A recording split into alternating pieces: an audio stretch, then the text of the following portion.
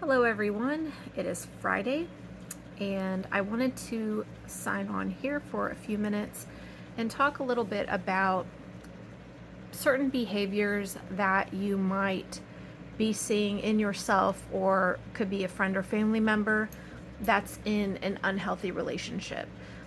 Some of the coping strategies that people will engage in when they're in an unhealthy relationship include some of the following. Now, this is not an exhaustive list of ways that it may manifest, but these are some things to look out for.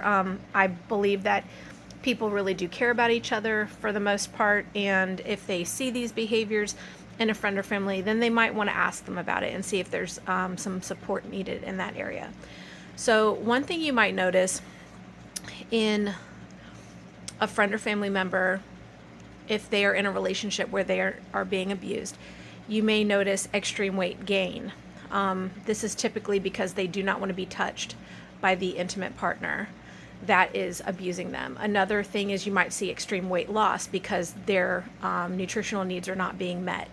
You may see what appears to be dissociative behavior because the trauma of the situation that they're in is so severe that they constantly seem to be like off in another world, because that is a coping strategy. That's a psychological coping mechanism that they've adopted.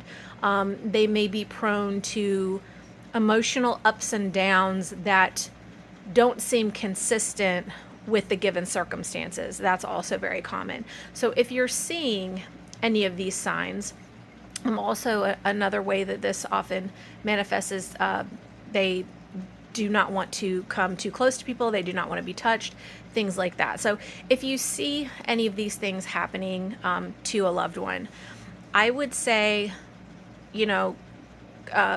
carefully ask them about what's going on if you feel like they're going to be open and honest with you. And obviously you don't want to put them in a situation where they're going to shut down completely and not be willing to communicate, but there are just certain signs and symptoms that should kind of be a tip to look for.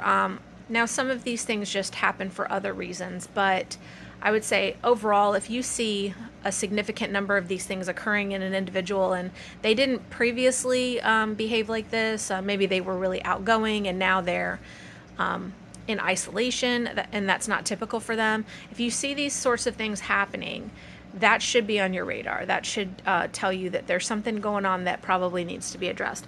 I know that this was not an exhaustive list of the different things that you may see in a dysfunctional relationship among a friend or family member, but if you notice these signs, just be aware that there are certain things that you can do to help mitigate that.